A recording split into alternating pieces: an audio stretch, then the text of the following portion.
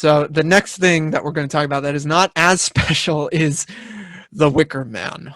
Oh, Now, because we uh, needed a movie in this series to trash on.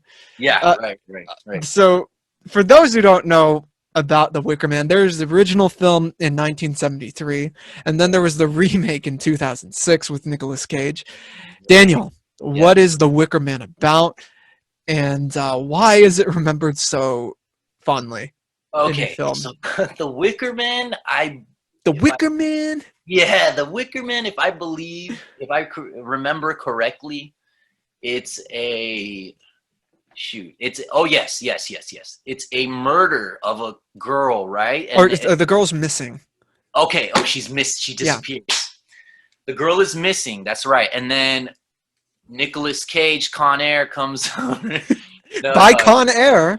Con Air. No, he then a detective comes and he's trying to figure out this whole, where the kid is, and then realizes that it's not just it's like way, and again, spoiler alert, but it's something like Children of the Corn or Hot Fuzz, where it's like more the everyone's in on it, and Yeah, he's starting on to this private island, yeah, very far away.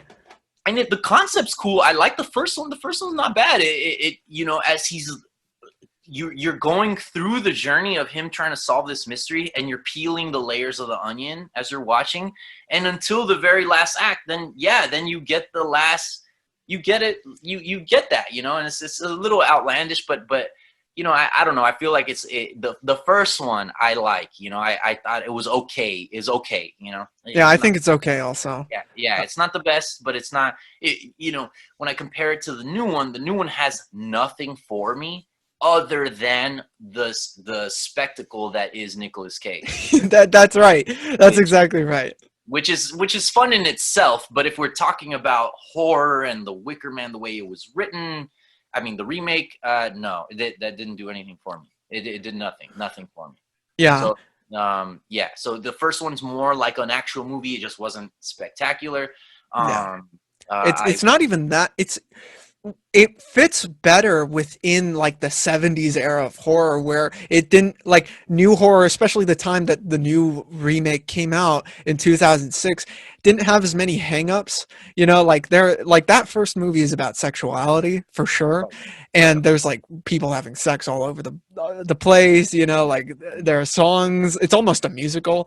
About that. Like they're teaching the kids about it in very subtle and creepy ways, and it just fits that time era, like that era, really well. And unfortunately, the remake is not about sexuality. No, not at all. It's just about the occult and almost post-traumatic stress, and it Yeah. doesn't go to those lengths. It's just weird.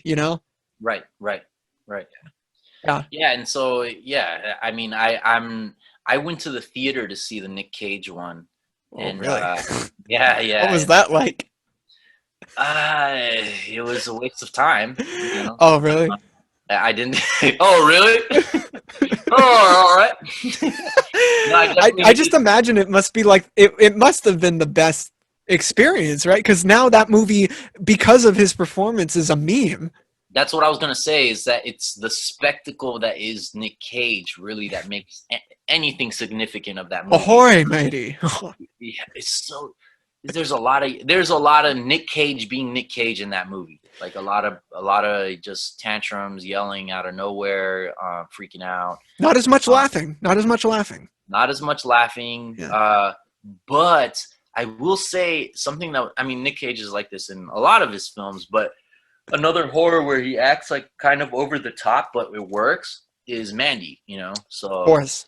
Mandy's probably one of my.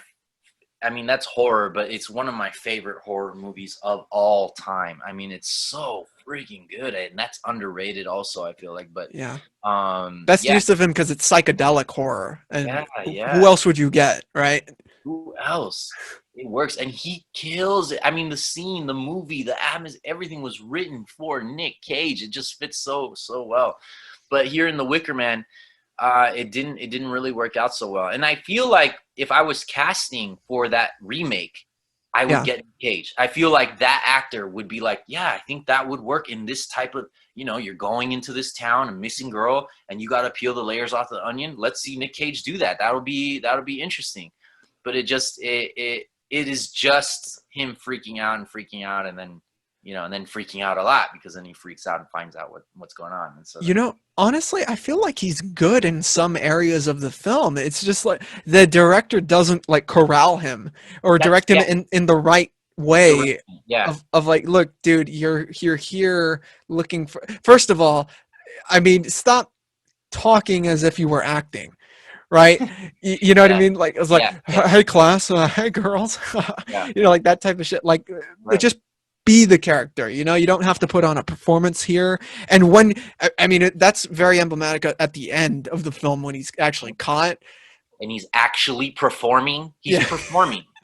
Like, Nick Cage, it just turns into a Nick Cage performance like thing. And I get it, he is performing, but it's like, now that's what I'm trying to say. It wasn't really a movie. It was, all of that movie wasn't Wicker Man. It should have just been called Nick Cage the Performance,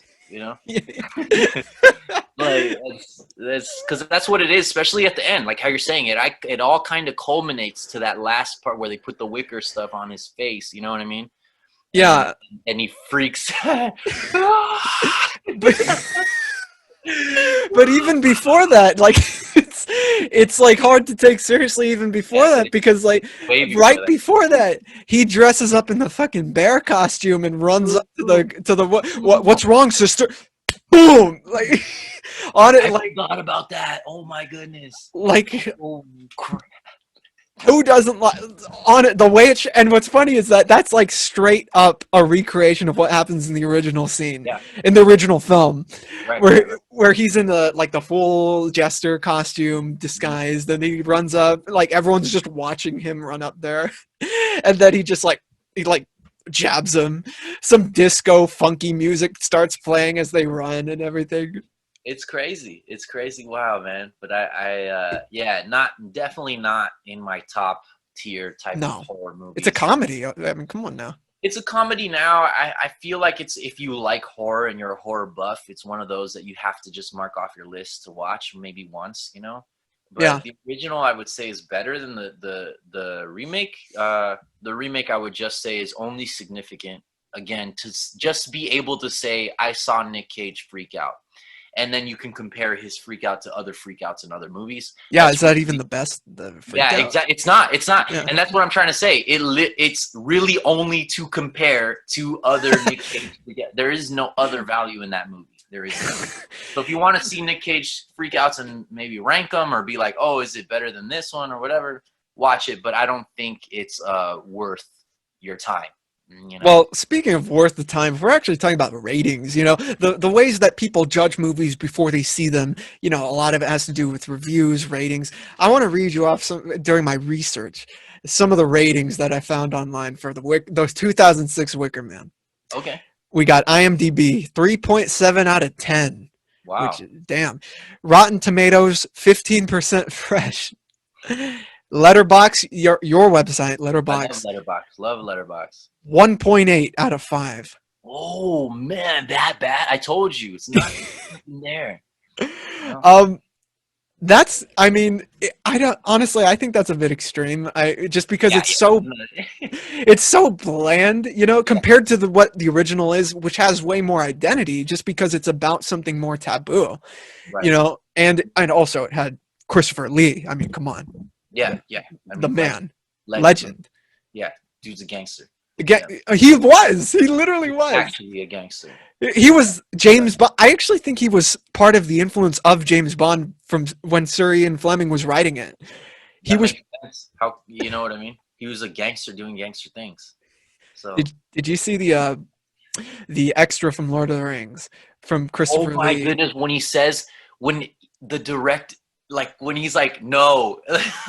So Peter Jackson is telling during Saruman's death scene, he's directing him, Chris, I want you to die, and you make a noise like, ah, and then he's like, now, Peter, that is not the sound someone makes when they're stabbed in the back. And everyone's just like, how do you know? you know. What do you And know? he's like, I know. I Like, know.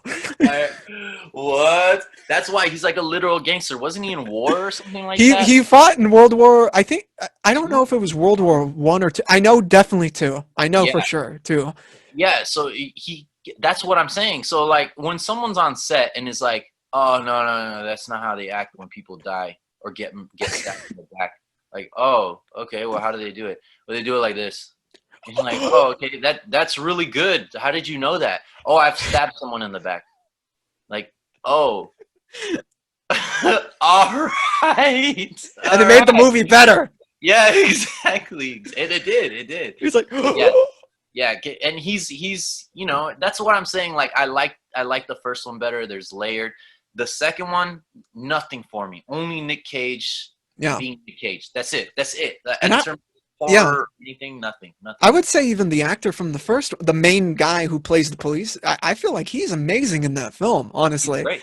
He's great. yeah, acting his ass off. Like that movie is more about aside from the sex aspect, the religious aspect. You know, the belief system within it. At the very end, it's actually a really disturbing ending where he is like praying as he's being burned alive, Yeah. like completely terrifying. If we're gonna look at the Nick Cage one, if you're gonna make that movie, it should have been in the tone of something like Midsummer, like the most recent Ari Aster film, I honestly. was gonna say, why didn't they do that? You know Yeah, what I mean? It seems like Midsommar, when we were talking about movies that are kind of like that, you know, Children of the Corn or other, you know, Hot Fuzz or whatever. the cult film. Midsommar, Yeah, yeah, Midsommar, of course, for sure, and well executed, right? So, yeah, you know, yeah, frightening. frightening, yeah, Yeah, uneasy again, uneasy, where you're kind of like the whole film, you're just kind of like, there's something off, and I don't know what it is because it's not in my face, but there's something off about this, and you're sitting there kind of uneasy, waiting for it to reveal itself. What is off? You know? how did it burn? How did it burn? How did it burn? Oh yeah. How did it burn? How did Yes. it burn? Ah! Oh my god, that's A fucking crow. oh my god, Here's the movie question, Daniel. do it. Is this the most Cage film of all time? You got the drama, you got the love, you got the overacting, you got the laughs. This is the movie that you will watch in the group setting and you will have a great time with it. I agree again. I agree to that because I keep saying the writing, the acting, the tone, the horror, It's off, nothing. dude. There's nothing there. It's literally just to the entertainment of watching Nick Cage freak out. So if you're talking about, is this a Nick Cage movie? That's what I'm saying. You got to watch it to kind of check it off your list. Like Nick Cage was in that film. Okay, he acted this way. All right, I saw it. But we're going to talk about the most Nick Cage movie I've ever seen. And people might disagree because there isn't. No, actually, I think he laughs in this too, but not in the way that he does in other movies. Mandy, though. Mandy. Okay. Mandy, I think I didn't know was the most Nick Cage movie ever until I saw it, obviously. But Did you watch it in theater? no, I didn't. Oh, okay. I didn't. It Oh, was my, insane to watch in the theater, I dude. bet. I was watching it here. I don't blame you. They only had one screening around here over in uh I forgot. Down near Long Beach. Okay. Southgate. Oh wow, yeah. Yeah. No, I remember it being limited, and then me not catching it, and then trying to find it later, and then I finally caught it, and I was like, dude, I gotta see this because it looks crazy. I want to see what this is about. And then yeah, I saw it, and I think I don't know. Actually, I don't know if it's the most Nick Cage movie I've ever seen. It's the best Nick Cage performance I've ever seen. Mandy, you know, or Ooh. that's my favorite Nick Cage performance I've ever Yeah. seen. That's Favorite tough because Nick he Cage. really is a good actor. He really is. Amazing. You know, It's I mean, amazing. Lords of War, the Oh, come on, movie that's about a classic.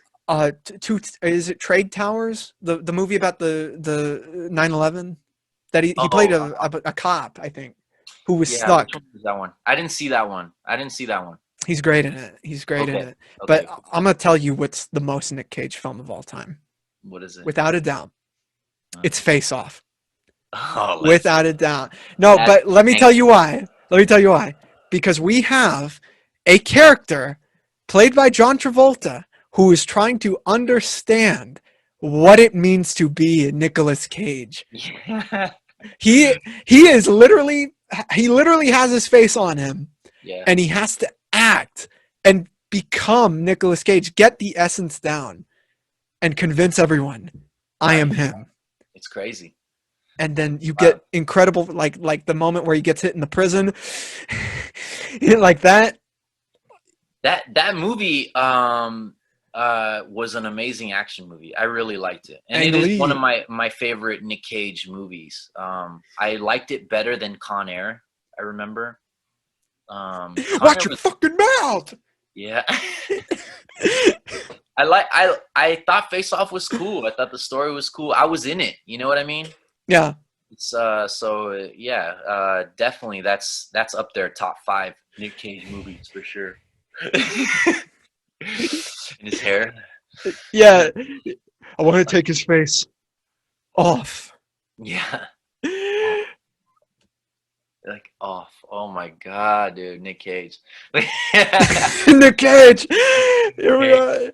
But yeah, that's Mandy for me. Okay, I love Mandy, and I'm very excited to talk about that with Angel. And